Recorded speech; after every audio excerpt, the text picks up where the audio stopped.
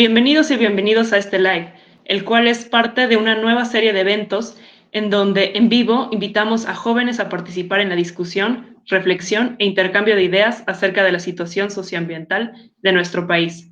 Les recordamos que el colectivo Jóvenes Científicos y Científicas en Acción por la Tierra lo conformamos jóvenes de distintas disciplinas científicas y nos interesa la riqueza natural de México.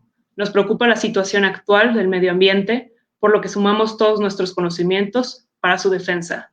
Mi nombre es Bárbara Velázquez y soy miembro del colectivo. El live del día de hoy es Cactus Mexicanos, Diversidad y Saqueo. El participante, nuestro ponente, es el biólogo Luis Fernando Cisneros.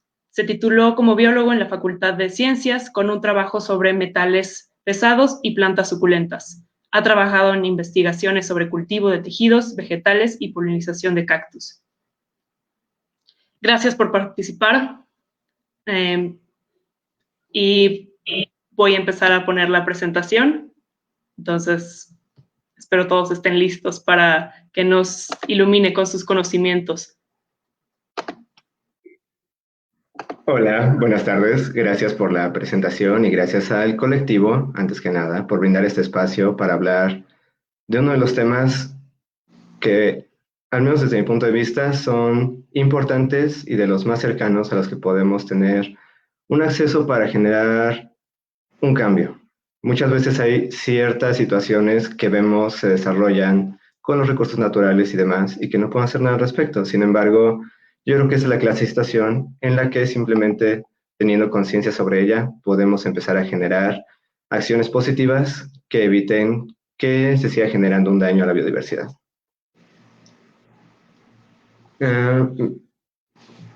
El título de esta presentación es Cactus Mexicanos, Diversidad y Saqueo. Sí, vamos a pasar a la siguiente diapositiva. Me gustaría empezar desde la parte más baja, debido a que esta es una charla de tipo de divulgación, y comentar qué es un cactus. Un cactus es una planta como cualquier otra. Presenta una raíz, tallo, hojas, flores y frutos.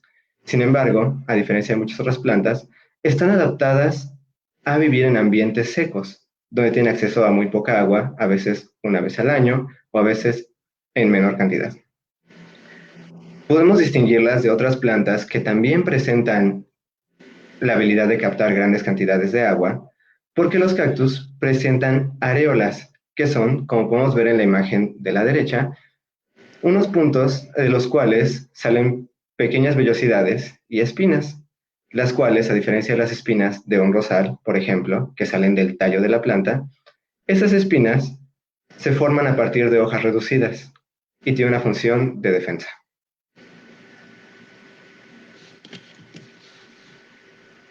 Otro punto muy importante es, a diferencia de otras plantas suculentas que se ubican en todas partes del mundo, los cactus solamente se pueden encontrar en el continente americano, a excepción de una o dos especies que llegaron de formas aún inciertas al continente europeo y a África. Los cactus los podemos encontrar desde las provincias de Alberta, en Canadá, hasta la Patagonia Argentina, en el sur del continente, y podemos encontrarlos desde los Andes, en Perú, hasta las planicies que llegan a los mares, a nivel del mar, en México y en otras costas. Principalmente se encuentran en zonas áridas, y es ahí, en esas zonas áridas, como los desiertos de nuestro país, que tienen mayor diversidad. Sin embargo, también hay cactáceas que se pueden encontrar en bosques y selvas en todo el continente.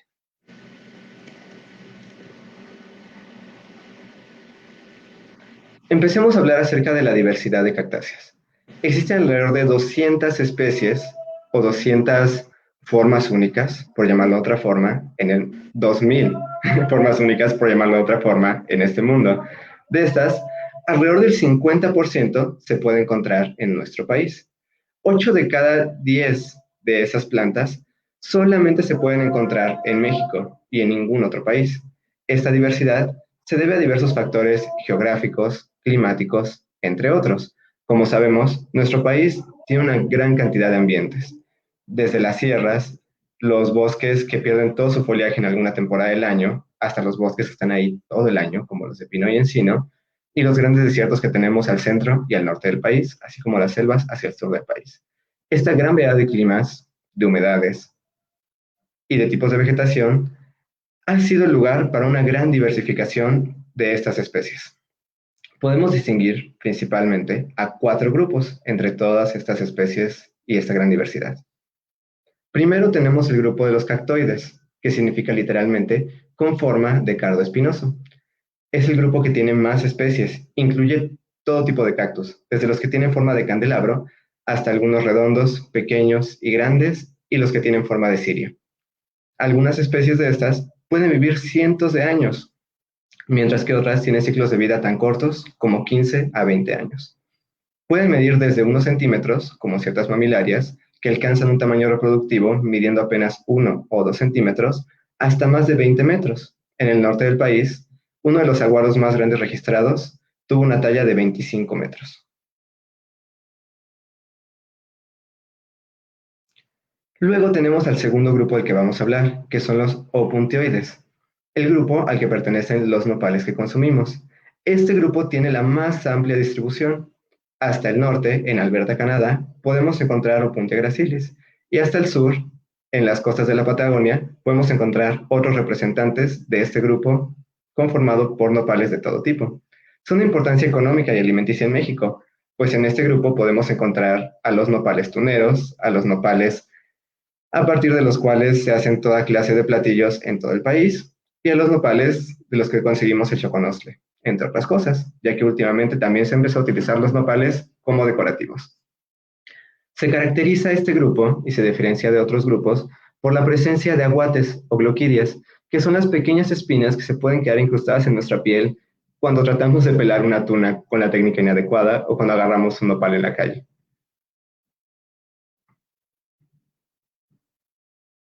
Finalmente, tenemos el grupo Pereschioideae y el grupo Maeweniidae. Estos grupos son grupos con menor diversidad, sin embargo, plantean ser algunos de los extremos que podrían ayudarnos a entender cómo llegaron las cactáceas a evolucionar a lo que son ahora. Por ello, son de suma importancia. Las plantas del grupo Pereschioideae presentan hojas y tienen pocos representantes en México. Como podemos ver, son plantas que podrían no parecer típicamente cactus porque presentan tallos, hojas comunes y corrientes y espinas, además de las espinas derivadas de hojas. Además, tenemos el grupo de las Maeweniioides, que presentan hojas cilíndricas y muchas espinas. Se encuentran en Sudamérica y se pueden diferenciar del resto de los grupos por factores genéticos, por factores metabólicos y por algunos factores de su estilo de vida.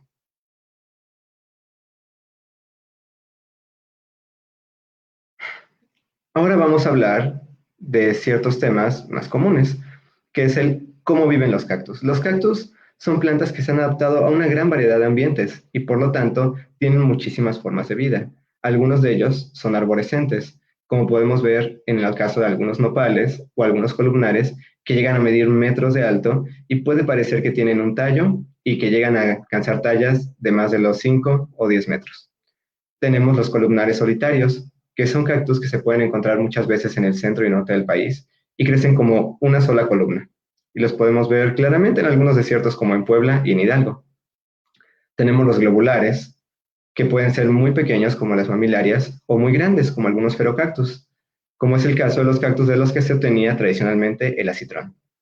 Pueden ser geófitos o epífitos, y estas palabras se refieren a su estilo de vida. Geófitos se refiere a que algunos de ellos crecen prácticamente en piedras, con muy poco sustrato disponible. Epífitos se refiere a que crecen sobre otras plantas. Tal es el caso de muchos cactus selváticos, que sobre otras plantas, estos se encuentran en el ambiente seco en el que pueden prosperar.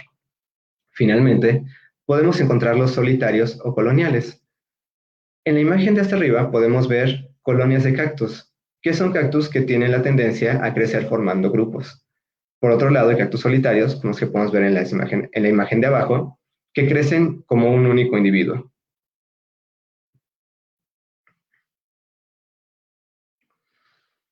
Los cactus en México y en toda América enfrentan una gran cantidad de problemáticas.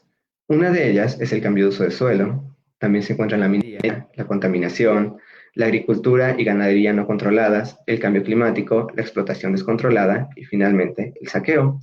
Antes de entrar a lo que es el segundo tema principal de esta plática, quisiera hablar de la imagen de la izquierda.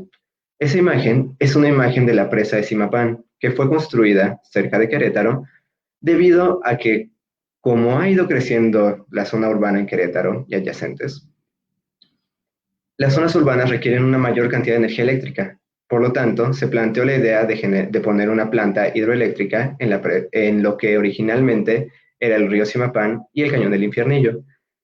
Esta zona, en su momento, fue el lugar donde se encontraba la población más grande de las cactáceas que se conocen como asiento de suegra o barril dorado, una cactácea que es codiciada en todo el mundo y que se vende a muy buenos precios en otros países y en México, que es además la cactácea más cultivada a nivel mundial. Esta cactácea tenía su ambiente principal en este sitio.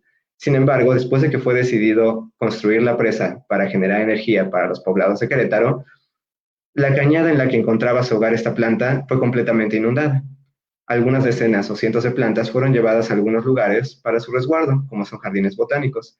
Sin embargo, el ambiente quedó devastado y con ello el futuro de la planta quedó destruido porque ya no se encuentran poblaciones grandes naturales de esta planta. Y ahora sí, pasaremos al tema de esta plática, el saqueo. El saqueo se puede definir como la toma ilegítima, ilegal, de bienes aprovechando el descuido o falta de vigilancia, y se puede dar tanto a pequeña como a gran escala. Se ve propiciada por la falta de regulación y vigilancia, y estas plantas, robadas, se pueden utilizar para su comercialización o a veces la gente las tiene para uso personal, ya sea para su consumo o para mantenerlas en sus hogares. Un problema, hoy en día, que también debemos abordar, es la falta de regulación y vigilancia. La crisis del coronavirus, curiosamente, ha dado lugar a que una gran cantidad de saqueos se lleven a cabo en la zona del norte del país, que fronteriza con Texas. Y esto lo sabemos porque muchos cactus han desaparecido últimamente, y en los conteos que se han hecho últimamente, se puede ver que las poblaciones han ido en declive en los últimos 6 meses, debido a que, por la falta de recursos, muchos de los guardaparques se han retirado. Y esta falta de vigilancia ha llevado a un mayor saqueo indiscriminado de estas especies en el norte del país. El saqueo es un problema que tiene diversas escalas y por lo tanto es un problema con muchas facetas y además con más de una solución. Como podemos ver en esta imagen, tenemos de izquierda a derecha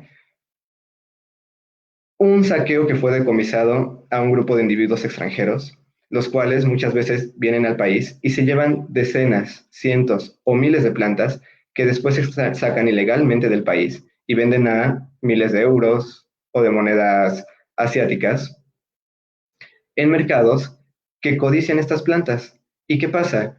Las regulaciones ambientales protegen las plantas muchas veces dentro de los países. Sin embargo, una vez que esta planta entra a otro país, el chequeo de su procedencia es muy laxo, por lo cual muchas veces estas plantas se pueden vender con comodidad una vez que han logrado salir del país de origen.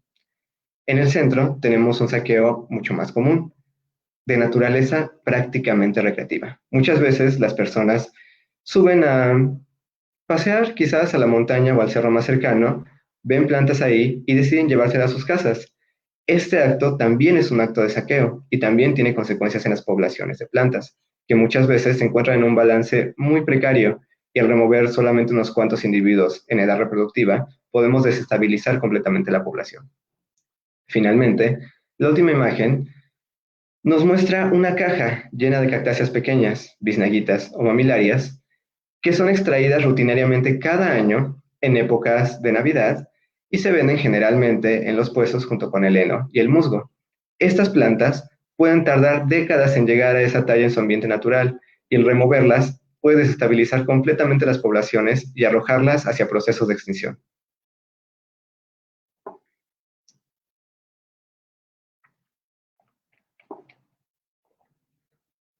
Me gustaría abordar, antes de las posibles soluciones que yo voy a recomendar, algunos estudios de caso que nos pueden dar una idea de lo grave que es el saqueo en nuestro país. Primero hablaremos del saqueo del saguaro en el desierto chihuahuense. Originalmente, el problema del saqueo de los saguaros se daba principalmente en Estados Unidos, porque era una planta muy codiciada en Estados Unidos y Europa, entonces había cierta facilidad para el comercio. Sin embargo, en los parques nacionales de Estados Unidos se ha aumentado la vigilancia y en algunos otros parques se han colocado chips en las plantas, de forma que las plantas pueden ser rastreadas aun cuando han sido robadas. Sin embargo, eso solamente ha logrado que las actividades de saqueo se muevan hacia las amplias áreas del desierto chihuahuense, las cuales es prácticamente imposible vigilar debido a su gran extensión y a la falta de recursos. En él, estos aguaros, gigantes del desierto que pueden tardar décadas o cientos de años en llegar a las tallas en las que los vemos, sufren de un saqueo indiscriminado. Las plantas se cotizan según su tamaño, por lo cual las personas que van a extraerlas se llevan siempre las plantas más grandes, que también son las más sanas, las que pueden resistir mejor un proceso de sequía y las que más proveen nuevas semillas para dar lugar a más generaciones. El problema, como mencionamos anteriormente, es mayor mientras menos vigilada está la zona. Y ese saqueo, hoy en día lo sabemos, ha llegado a desestabilizar poblaciones y acabar con algunas. El saguaro hoy en día se encuentra extinto en ciertas localidades debido al saqueo indiscriminado que se da de estas plantas.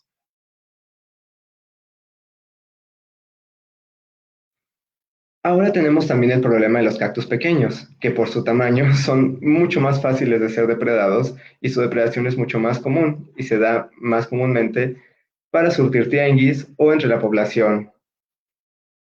Las poblaciones de Mamillaria, de Ariocarpus, de Astrophyton y otros cactus pequeños sufren a manos de coleccionistas y del robo hormiga.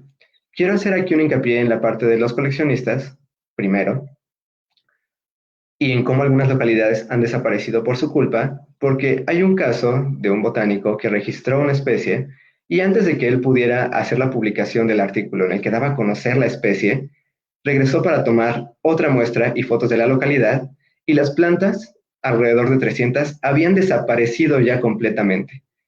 Él naturalmente empezó a investigar qué era lo que había pasado y se dio cuenta de que de alguna forma, quizás por alguna fuga de información, esa información de la localidad tipo de esa nueva planta había llegado a manos de grupos europeos que se dedican a la extracción de plantas y las plantas ya estaban cotizándose en miles de euros en los mercados europeos, así como las semillas de estas. Ese es un extremo y es un extremo con el que es difícil tratar, pero que también vale la pena estar informados acerca de ello. El otro extremo es el robo hormiga, cuando una persona común y corriente como cualquiera de nosotros o un familiar va al campo, va a algún cerro, va a alguna montaña y ve algún cactus como el que podemos ver en la imagen de abajo. A veces las personas piensan que las plantas se ven muy mal en campo, que están muy secas, que están moribundas y piensan que las están salvando. Otras veces simplemente ven una planta bonita, agradable, que les gustaría tener en sus casas y por ello se sienten con el derecho de llevárselas, porque están ahí y técnicamente hablando podrían decir que no son de nadie. Sin embargo, estos actos pueden llevar a desestabilizar poblaciones y eventualmente incluso a extinguirlas en su medio natural, como es el caso de muchas mamilarias que hoy en día se encuentran extintas en medio natural debido a su cercanía a ciertas localidades. Finalmente, la cercanía a esas localidades hizo que fuera fácil el acceso a las personas para llevárselas tanto a sus casas como para venderlas, y hoy en día dichas especies se llegan a encontrar extintas.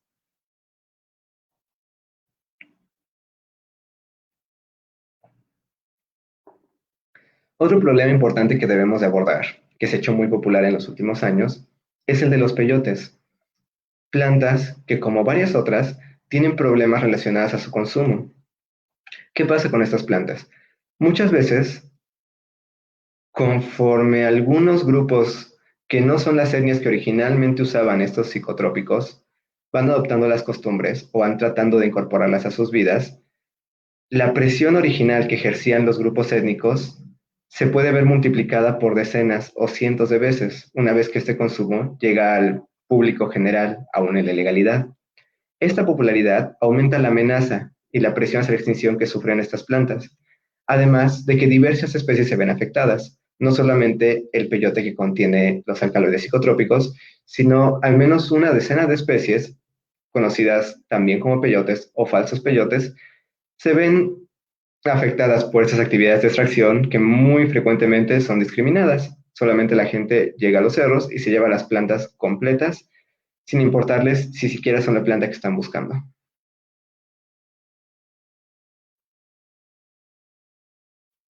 Ahora sí, me gustaría tomar un momento para abordar lo que yo llamaría soluciones a gran escala, que son las cosas que el gobierno y organizaciones grandes están haciendo por por la diversidad de cactus, tanto del país como del mundo. Las cactáceas son uno de los grupos en mayor peligro de extinción en el mundo. Alrededor del 30% de las especies de cactáceas que se conocen están en alguna categoría de riesgo y son propensas a extinguirse o a desaparecer en medio silvestre. Por ello, hay legislaciones nacionales e internacionales que cuidan de tanto el cultivo como el comercio de estas plantas, de forma que sea un poco más difícil para las personas venderlas en ilegalidad y extraerlas de nuestro país. También existen programas de reproducción y de reintroducción que se llevan a cabo en colecciones biológicas. En la foto de la derecha podemos ver el Jardín Botánico del Instituto de Biología de la Universidad Nacional Autónoma de México. En él se llevan a cabo programas de reproducción de plantas, se llevan a cabo programas de reintroducción, además de que se tienen las colecciones biológicas más grandes del país, en la que se resguardan muchas plantas en peligro de extinción. Y tienen planes y programas de adopción, en la que muchas plantas raras pueden encontrar un hogar con una persona que puede cuidarlas y en su momento, si es necesario, prestar la planta de regreso para realizar cruzas y otras actividades que propicien la reintroducción de estas plantas a medio silvestre. Esta es una de las formas en las que podemos conseguir plantas, quizás un poco más curiosas, sabiendo que son completamente legales y que no estamos afectando a plantas en el medio silvestre. Además, quisiera tomar un segundo para hablar de las colecciones in vitro, que son colecciones científicas en las cuales a partir de pequeños pedazos de materia vegetal pueden generar bancos que pueden ayudar a reintroducir las especies, aunque éstas se vean extintas en el medio silvestre. Todas estas son acciones que tratan de aminorar los efectos del saqueo. Sin embargo, hay otras acciones que uno puede tomar directamente desde casa.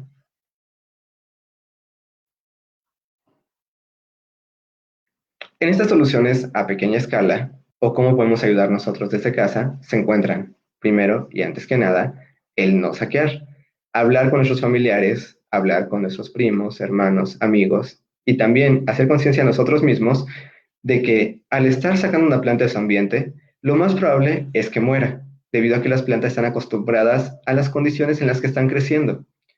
Además de esto, estamos dañando, quizás irreversiblemente, una población y eventualmente otras personas que vayan a este sitio no podrán disfrutar de la belleza de las plantas que una vez estuvieron ahí, en parte por culpa propia. Además, está el comprar en sitios confiables.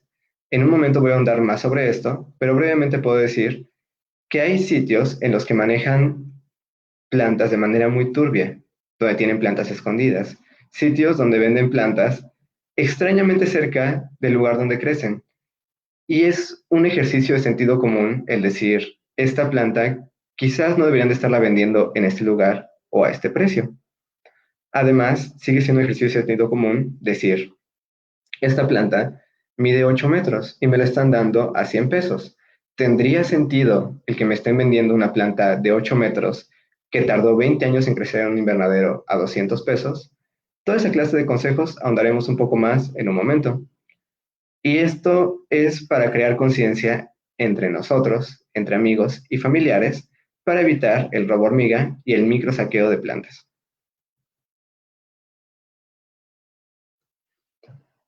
Ahora vamos a ahondar en el tema de cómo podemos reconocer un cactus saqueado. En esta foto tenemos del lado izquierdo y del lado derecho plantas de la especie conocida como Obregonia denegri, un pequeño cactus que crece en el norte del país. Del lado izquierdo tenemos un cargamento que fue decomisado en una redada a otro grupo de extranjeros que planeaba ser extraído del país para ser llevado a China. Como podemos ver, las plantas saqueadas, las plantas de la izquierda, generalmente tienen partes resecas, pocas veces son completamente simétricas, se encuentran maltratadas, tienen raíces particularmente grandes, a diferencia de las plantas como la de la derecha, una planta cultivada en un invernadero, que son plantas que presentan una coloración mucho más uniforme, no presentan cicatrices, tienen un tamaño razonable al momento de la compra, porque En este país hay pocos viveros que lleven más de 10 o 15 años establecidos, entonces hay pocos viveros que pueden manejar plantas gigantescas, con tamaños que serían una sugerencia de que la planta estuvo creciendo durante 20 o 30 años. Todo esto nos puede ayudar a identificar una planta que estuvo en algún momento en campo y que fue saqueada. Además, las plantas saqueadas colectadas en campo sufren procesos anuales de desecación, es decir, generalmente solamente reciben lluvia en una temporada muy corta, por lo cual estas plantas se hacen como acordeones, se hinchan con la lluvia y después los siguientes 8 meses se achican. Por ello, estas plantas llegan a verse más maltratadas, la piel puede ser más gruesa y como vemos al lado izquierdo muchas veces se ven como si estuvieran un poco achicharradas. Toda esta clase de recomendaciones pueden ayudarnos a distinguir claramente si una planta es saqueada o no. Además, también siempre podemos preguntar a las personas que manejan los viveros o los invernaderos de dónde sacaron las plantas, si las plantas fueron cultivadas de semilla, si las plantas fueron cultivadas por ellos o conseguidas en otro lado. Cuando no conocemos sobre algo, lo mejor que podemos hacer es preguntar. Y finalmente me gustaría compartir con ustedes algunos sitios que yo recomendaría para una compra segura. Cabe señalar que cualquier sitio con una clasificación de UMA, que es una unidad de manejo ambiental, o PIMS, que es un predio para el aprovechamiento intensivo de la vida silvestre, es un buen lugar avalado por la Semarnat para comprar cactáceas y otras plantas que podrían ser un poco más difíciles de conseguir, teniendo la certeza de su legalidad en otros lugares.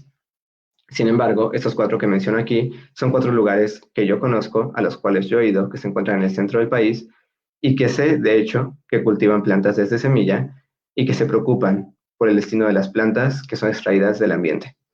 El primero es Cultivos Desérticos Cactus La Unión, que es un sitio que se encuentra camino a Ixtapa de la Sal, que tiene una gran diversidad no solamente de cactáceas, sino también de toda clase de suculentas africanas, que ellos han cultivado completamente en la legalidad.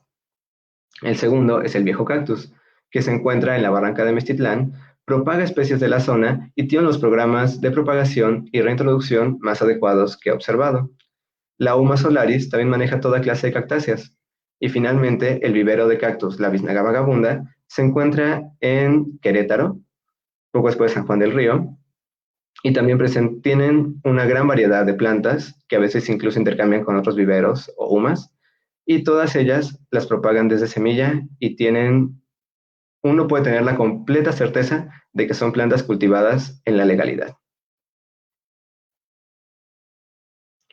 Finalmente, como mencioné, cuando uno no sabe acerca de un tema, lo mejor es preguntar. Entonces, aquí proporciono mis datos de contacto por si en algún momento quieren más bibliografía acerca del tema o más recomendaciones sobre cómo identificar una planta saqueada o dónde podemos conseguir grandes cantidades de plantas cultivadas desde semilla en condiciones completamente de legalidad. Finalmente, quiero agradecer al colectivo Jóvenes Científicos en Acción por la Tierra por brindar este espacio para hablar de este tema que yo personalmente considero muy cercano y muy importante. Gracias.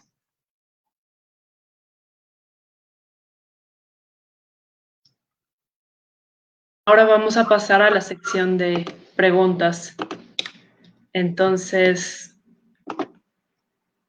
pues si alguien tiene una pregunta, puede escribirla. Aquí Tania Samudio pregunta, ¿cómo se denuncia la venta de peyotes? Dependiendo de la escala, se puede denunciar directamente con la Semarnat o se puede denunciar con las autoridades locales.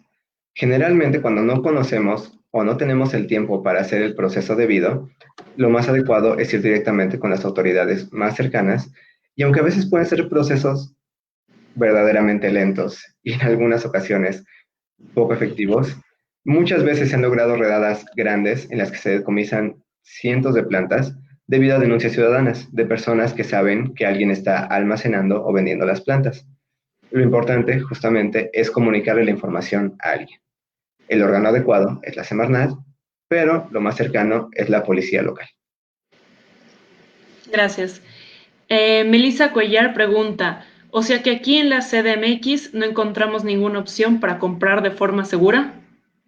Por supuesto, en la Ciudad de México, generalmente los problemas tienen más que nada que ver con los espacios, porque muchas veces hay poco espacio para hacer cultivos grandes de cactáceas. Sin embargo, pueden comprar en cantidades modestas con una gran cantidad de proveedores. En un momento voy a poner una lista de proveedores a su disposición, ya que se me olvidó incluirlos efectivamente en la plática, pero justamente entre ellos están Cactus barbatus y Yorotli Cactus, que son dos personas plenamente preparadas que tienen producción de cactáceas extrañas, que han conseguido plantas madres en condiciones de legalidad y que hoy en día nos brindan estas plantas para nuestro disfrute y son plantas que sabemos con toda la certeza, a diferencia de plantas que pudiéramos encontrar muchas veces sí legales, pero con cierta incertidumbre en mercados como Madreselva o Colmanco. En un momento, ya que lo olvidé, compartiré una lista de proveedores de la Ciudad de México a los que se pueden acceder con mucha facilidad en ciertos tianguis de la ciudad. ¿A qué te refieres con cierta incertidumbre? En los mercados de Cuemanco, por ejemplo. Muchas veces, tan pronto como nos adentramos en Cuemanco, Madreselva, vemos decenas, cientos de proveedores que pueden estarnos ofreciendo toda clase de plantas. Y muchas veces basta con que uno pregunte, oiga, ¿y no tiene otros cactus? Para que estas personas nos ofrezcan peyotes, San Pedros o toda clase de cactus de procedencia bastante dudosa. Y, de nuevo, cuando uno va en condiciones de comprado inexperimentado, muchas veces nos pueden decir, ah, sí, es que sí, yo lo cultivé. Y puede ser una planta que tenga una edad que sea imposible de haberlo cultivado en un invernadero. Sin embargo, nosotros no lo sabemos. Y por ello, yo recomendaría personalmente que si nos interesan cactus mexicanos, siempre los compremos en una UMA o algún predio donde sabemos que están produciéndolos en condiciones de legalidad. César Mejía Duque pregunta, ¿cómo se afecta la desaparición de una especie de cactus al sistema ecológico? Podría decir que depende de la especie. Justamente, a veces los cactus más grandes funcionan como sistemas de nodrizaje para otras plantas más pequeñas, mientras que los cactus más pequeños, muchas veces las cactáceas generan decenas, cientos o miles de semillas, por poner un ejemplo. De estas semillas, digamos, en el caso del asiento de suegra, que produce alrededor de 15 a 30 mil semillas al año, muchas de ellas serán depredadas y solamente una o dos semillas llegarán a ser plantas adultas. Ese efecto de depredación tiene también otra cara, que es la planta está proveyendo de alimento a muchísimas otras especies, que muchas veces en las condiciones en las que crecen en los desiertos puede ser un recurso muy escaso. Además de que también en esas mismas zonas de matorrales xerófilos y demás, llegan a ser las únicas cosas que evitan que el suelo se erosione, que se deslave y otros procesos. La desaparición de una especie, su desaparición completa, su extinción, tiene consecuencias que muchas veces están más allá de lo que podríamos imaginar, tanto para otras especies como para los suelos, como para el ambiente general de la zona incluso. Muñoz Pizaña pregunta, después de haberse decomisado un lote de especies que fueron saqueadas, ¿qué se hacen con ellos? Los procesos de reintroducción son particularmente difíciles porque muchas veces la planta, al ser arrancada de su hábitat, sufre daños, queda propensa a enfermedades. A veces son transportadas durante semanas, meses, a veces son almacenadas incluso durante 6 a 8 hasta un año. Entonces, las plantas a veces son reintroducidas como parte de programas de reintroducción.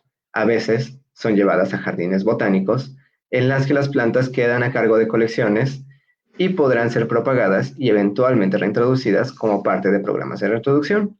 Finalmente, muchas otras veces son llevadas a resguardo, a viveros y a unidades de manejo, donde saben que las plantas tendrán un buen cuidado y que no serán revendidas, y a partir de estos lugares y estos almacenes de plantas saqueadas, eventualmente se abastecen los programas de reintroducción de plantas que se encuentran extintas o en peligro de extinción en vida silvestre. Pero me imagino que muchos se pierden, ¿no? Muchos mueren en todo ese proceso. Efectivamente, desde el momento en el que la persona, el saqueador, saca una planta de su ambiente, la planta simplemente puede cachar una infección, porque al arrancar la planta del suelo se generan heridas. La planta herida genera infecciones y en cuestión de semanas queda hecha como un puré de manzana, porque los cactus tienen esa tendencia, a diferencia de otras plantas en las que se puede rescatar la madera u otra parte de la planta que pudiera ser comercializada, las cactáceas una vez que enferman se desintegran completamente. Entonces, esto solamente lleva a que se saqueen aún más plantas para tratar de mantener una oferta hacia la demanda de plantas extraídas que se tiene. Ok. Diego Subillaga Martín pregunta, ¿existe el consumo responsable de acitrón? El consumo responsable de acitrón ha sido un tema de mucha polémica en los últimos años, porque las poblaciones de las que se obtenía originalmente el acitrón, que son poblaciones de Quinocactus grusoni, hoy en día se encuentran o extintas o en proceso de extinción, por lo cual ya no se puede hacer acitrón a partir de esta planta.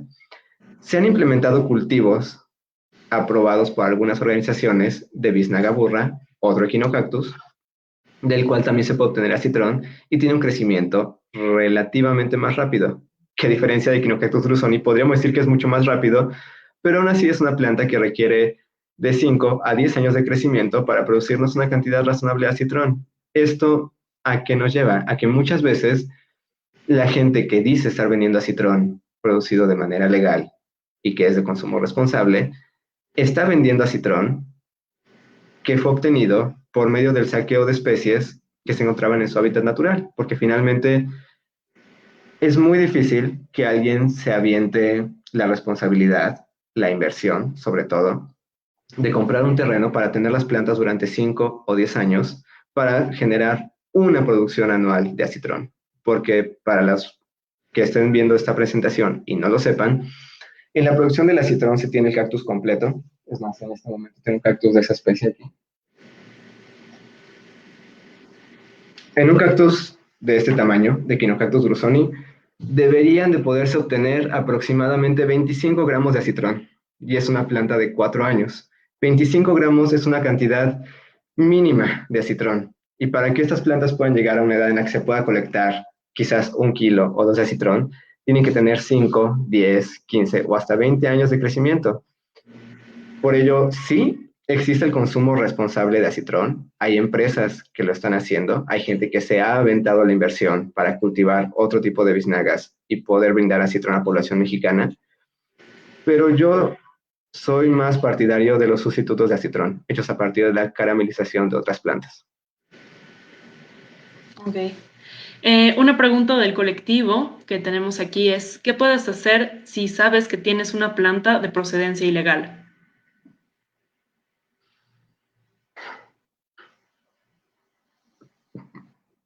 Bueno, muchas veces, una vez que ya se tiene una planta de procedencia ilegal, es casi imposible que uno sepa dónde y cómo reintroducirla. Además de que podría ser un proceso costoso, tardado, no se puede hacer la reintroducción con tanta facilidad, se tienen que hacer estudios previos. Entonces, simplemente la idea sería, si te la dio algún familiar o algún amigo, hablar con ese amigo y decirle por qué es malo el saqueo y las consecuencias que puede tener en la dinámica de las poblaciones en la naturaleza. Si la compraste en algún vivero o en algún otro lugar, es posible denunciar y también la opción más cercana es descontinuar el consumo de plantas de esa fuente. Es decir, en este lugar están vendiendo plantas saqueadas, entonces no compro, le digo a mis conocidos que no compren y hago la denuncia pertinente si es una planta que se encuentra en peligro de extinción. Porque finalmente, aunque el saqueo siempre es un crimen, cuando las plantas no son individuos cuyo comercio sea ilegal, pocas veces hay seguimiento a las denuncias de cultivos de venta de plantas extraídas ilegalmente, a menos que sean en grandes cantidades. Gracias. Samna Aida pregunta, ¿hay especies de cactus que sean consideradas como especies invasoras en México?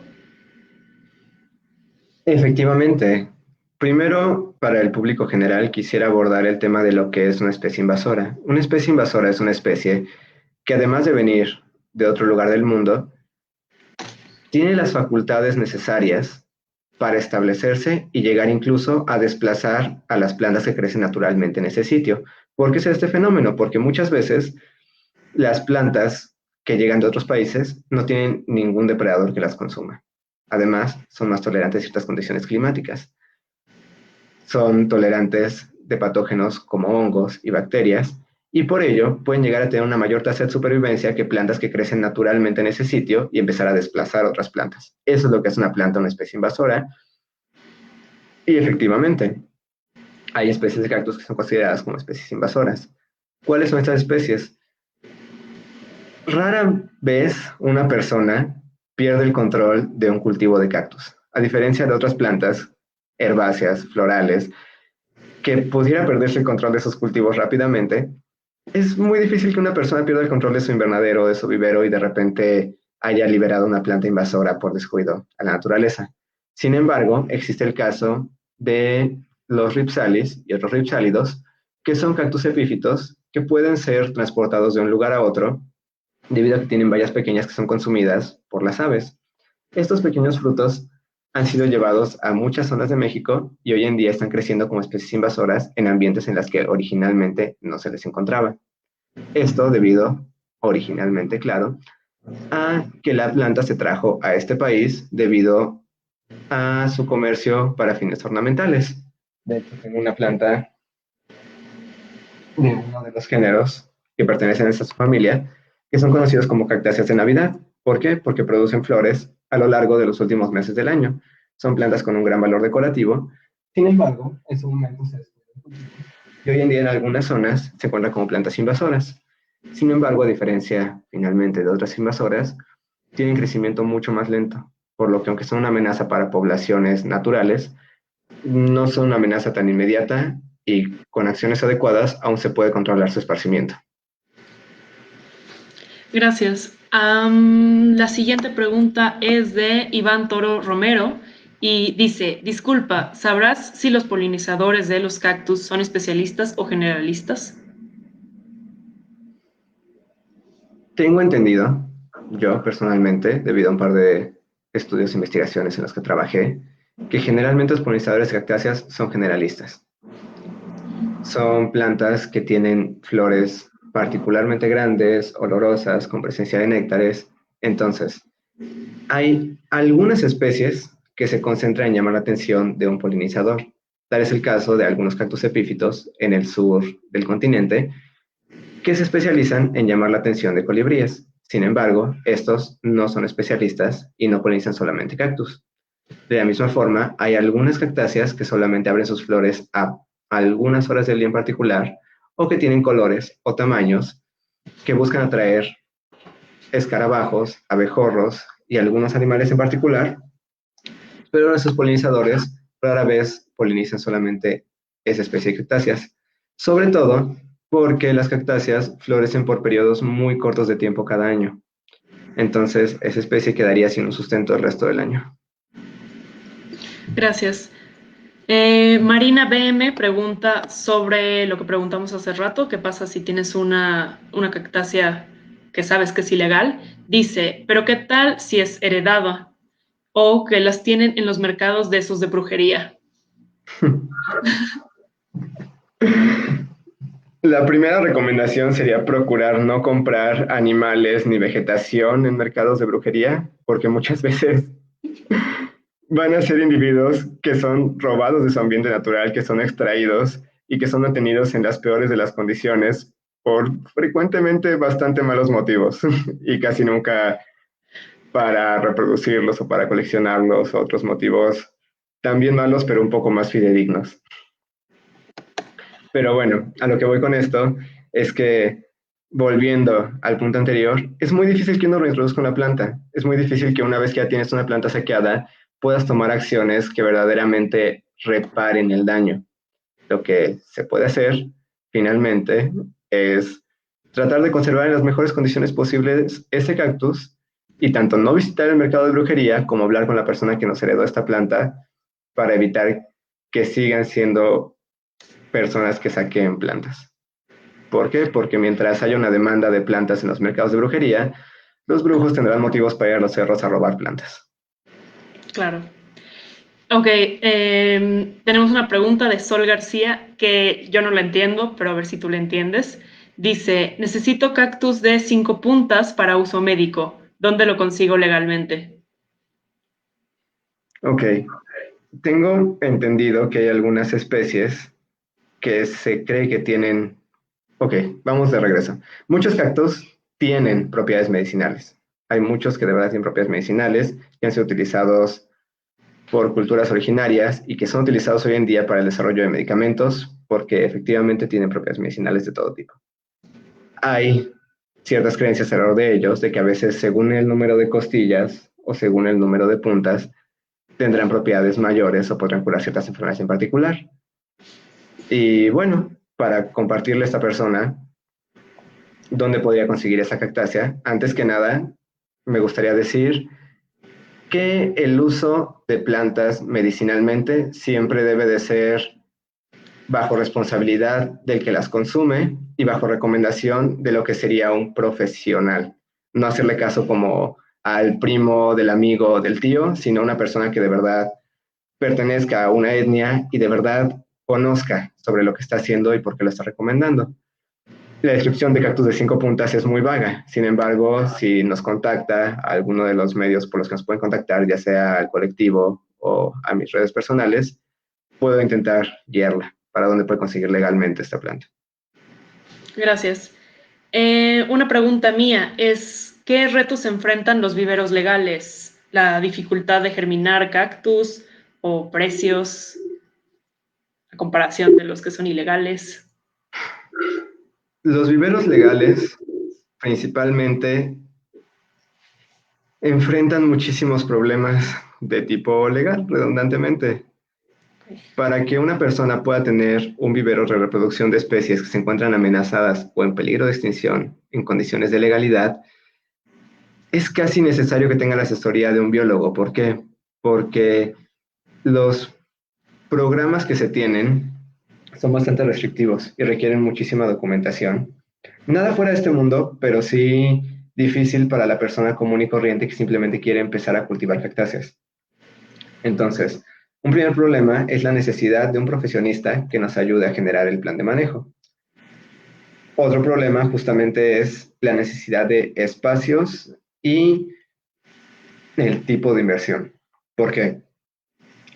Las cactáceas generalmente tardan entre 2 a 10 años en llegar a estar en una edad en la que las podemos vender con seguridad a un precio adecuado, lo cual para muchas personas es un cultivo inviable, porque muchas personas sobreviven año con año debido a agricultura temporal o a plantas que pueden germinar de un mes a otro, de un año a otro, 2 veces al año, 4 veces al año, demás. Por ello, un problema que tienen las personas que se dedican al comercio de cactáceas es el tiempo que tardan estos individuos en llegar a edades a las que se pueden vender. Esto conlleva cuidados, conlleva espacios y conlleva un esfuerzo económico por parte de la persona, que se quedará prácticamente sin sustento durante algunos meses. Sin embargo, el gobierno da muchísimos apoyos, tanto para la construcción como para que estos sitios lleven programas de educación y demás, que hacen perfectamente viable el llevar a cabo una operación de cultivo de cactáceas en este país. Además de que una vez que se tienen los cultivos, son uno de los cultivos más redituables que se pueden tener. ¿Por qué? Porque una planta madre nos puede dar, dependiendo de la especie, entre 100 hacia secas, 100 semillas y 30,000 semillas cada año. Eso nos puede llevar a un cultivo de 5,000 o 10,000 plantas cada año, que eventualmente cuando lleguen a un tamaño razonable, hay mercado tanto nacional como un fuerte mercado muy redituable a nivel internacional para plantas producidas legalmente en grandes cantidades. Gracias. Creo que ya no hay más preguntas, pero por si se les va ocurriendo otra, mientras puedes desarrollar un poco en, más bien en las dificultades del cultivo de las cactáceas. Ya nos hablaste del aspecto legal, del aspecto económico, pero ¿qué dificultad tiene hacer un cultivo de cactáceas en el aspecto biológico? El cultivo de cactáceas es complejo si lo comparamos y si tratamos de poner justamente en el mismo plano que el cultivo de una planta alimenticia común. ¿Por qué? Porque muchas veces tenemos esas cactáceas que a diferencia de otras plantas tienen requerimientos tanto de suelo como de nutrientes, como de riego, muy distintos. Una vez que se entiende plenamente cómo se deben de manejar estos requerimientos de humedad, iluminación, sustrato y nutrición, puede ser mucho más rápido cultivar las cactáceas. Sin embargo, cuando esto se lleva a cabo, quizás uno como principiante, sin la guía adecuada, sin la experiencia apropiada, puede ser verdaderamente difícil llegar a generar un cultivo verdaderamente redituable de cactáceas. ¿Por qué? Porque incluso en los primeros 6 meses al año, la tasa de supervivencia de las plantas que puede llegar a tener un vivero de gente experimentada o un laboratorio puede ser hasta de un 70 al 90%. Sin embargo, en un cultivo de una persona no profesional que va iniciando, esa tasa de supervivencia se puede ver muy reducida hasta un 5 o 10%. Entre otras cosas, son algunos de los problemas. Al final es un cultivo que requiere menos atención quizás que un cultivo que debemos de regar todos los días, fertilizar frecuentemente, aplicar muchos insecticidas y fungicidas, pero, pero por otro lado, tiene cuidados muy particulares que de no llevarse a cabo correctamente podrían arruinar completamente el cultivo. Ok, gracias. Tenemos otra pregunta de Jair Iván. ¿Qué opinas sobre el mejoramiento genético por selección artificial de los cactus cuyos frutos son de uso alimenticio? Siempre y cuando los cultivos se mantengan en condiciones de viveros cerradas o en demás que eviten que estas plantas por descuido pudieran llegar a afectar a las poblaciones originales, a las poblaciones que llevan un flujo génico particular. Yo estoy completamente de acuerdo con la selección artificial de cactáceas y de cualquier otra planta, tanto para mejorar sus propiedades organolépticas, por así decirlo, digamos, que se vean mejor, que tengan flores más grandes, más bellas, que crezcan más rápidamente, que tengan espinas de otro color, de otro grosor, que tengan frutos más jugosos, más grandes, que florezcan más veces al año, que den una mayor cantidad de flores. Yo estoy completamente de acuerdo con la selección artificial para lograr mejorar casi cualquier aspecto del cultivo de una planta y también de su venta y de su productividad. ¿Por qué? Porque finalmente esta es la clase de cosas que ayuda a que los productores cultiven en legalidad más frecuentemente. ¿Por qué? Porque una planta, digamos, de campo no se puede comparar con una planta seleccionada artificialmente para ser particularmente bella. Y si es de esta forma, la venta será mejor de esta planta que ya fue seleccionada y no podrán conseguir esa planta en la naturaleza. Por lo tanto, esta es una forma muy natural, por así decirlo, de evitar el saqueo de especies y también de aumentar la venta de especies que sean propagadas en la legalidad. Ok. Em, ¿Crees que se refiriera a esta persona a los organismos genéticamente modificados? O sea, no tanto seleccionar artificialmente, sino a través de herramientas más moleculares. Abordé la pregunta como si hablara solamente de selección artificial por métodos tradicionales, pero efectivamente es posible que se refiriera a mejoramiento genético de las plantas. Creo que es un tema muy controversial en general. Yo creo en el uso de transgénicos, pero no creo en el uso de transgénicos en México. ¿Por qué? Porque las cosas se ven muy más reguladas en este país y generalmente los químicos que se usan terminan dañando otras poblaciones vegetales, las plantas terminan contaminando genéticamente otras poblaciones locales y creo que falta, podemos llegar ahí, sí, pero creo que falta muchísimo tiempo, organismos capacitados y mucha regulación para que la idea de verdad sea una realidad en nuestro país aceptable. Gracias. Em, Hugo pregunta, hola, tengo un Echinocerus longicetus que compré en el Jardín Botánico de la UNAM. Por falta de riego constante, ahora cada año entra en un proceso de hinchamiento o otro de secas. La pregunta es, ¿solo con riego puedo corregir eso? Efectivamente, con un programa de riego adecuado, se puede lograr que la planta esté turgente todo el año, que no llegue a extremos de desecación y que con esto la planta esté un poco más sana. ¿A qué me refiero con un programa de riego muy controlado?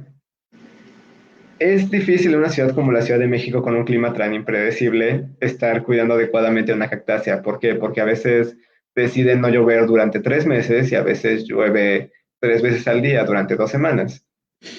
Pero también es muy difícil estar metiendo y sacando los cactus a la casa.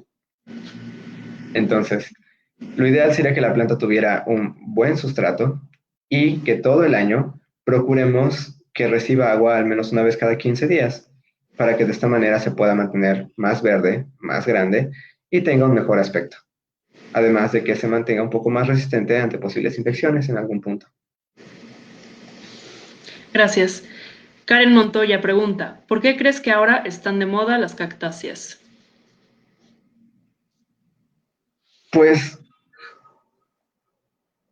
hay muchas teorías y hay muchos chismes.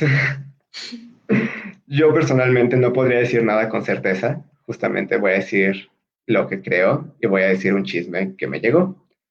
Un chisme que llegó justamente fue que en un punto las cactáceas eran muy poco populares porque los asiáticos habían dicho que las cosas con espinas no ayudaban, según el Feng Shui, al flujo de energía en los hogares. Entonces la gente no quería tener cactáceas en sus casas, en absoluto.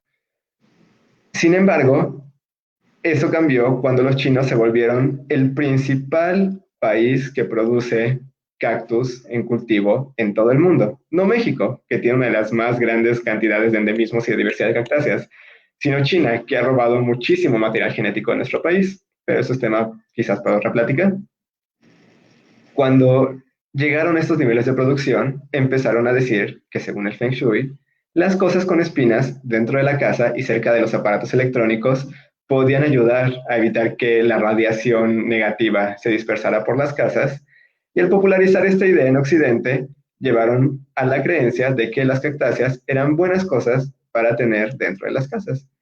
Además de que han generado una gran cantidad de cultivares, plantas muy bellas, que pusieron de moda y que hoy en día justamente vemos quizás en algunos artículos, en algunas series, y debido a que están cada vez más en el consciente colectivo y que son plantas de muy fácil cuidado, yo creo que puede ser un par de razones por las que son muy populares hoy en día.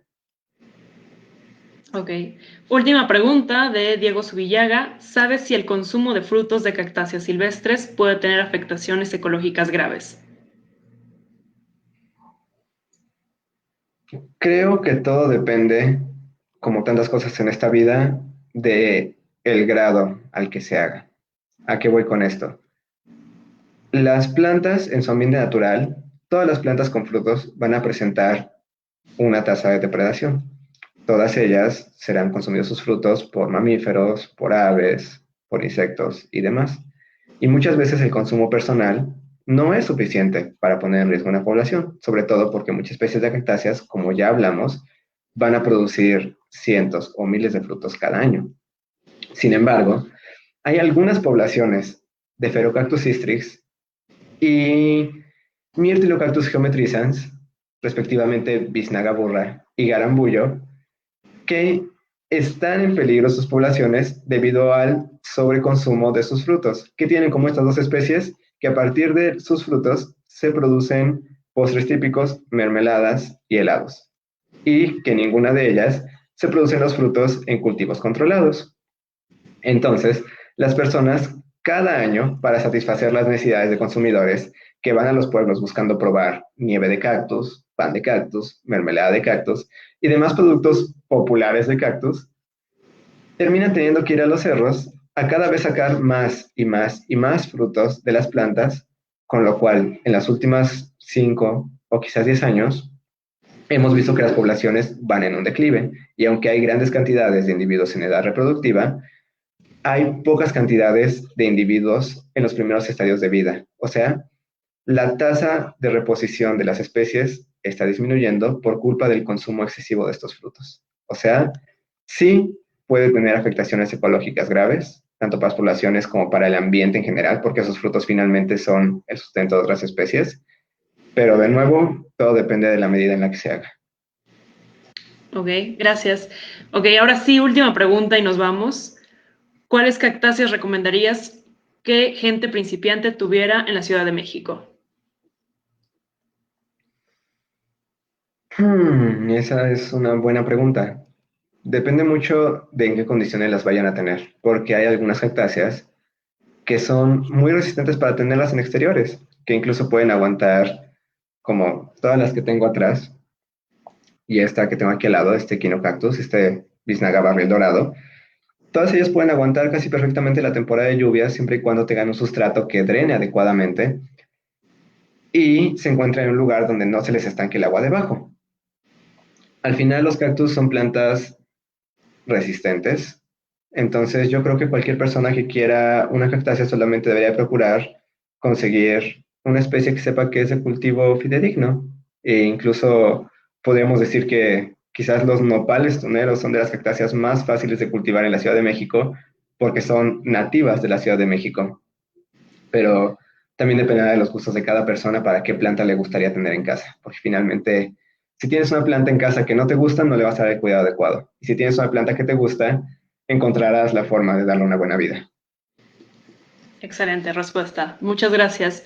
Y muchas gracias a la audiencia por escucharnos, por sus preguntas. Muchas gracias a ti, Luis, por responder a estas preguntas, por esta bella e informativa plática.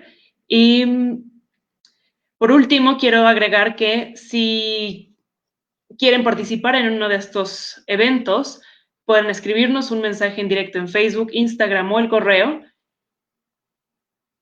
Y estos eventos los hacemos más o menos cada 15 días, entonces pueden estar al pendiente. Muchas gracias.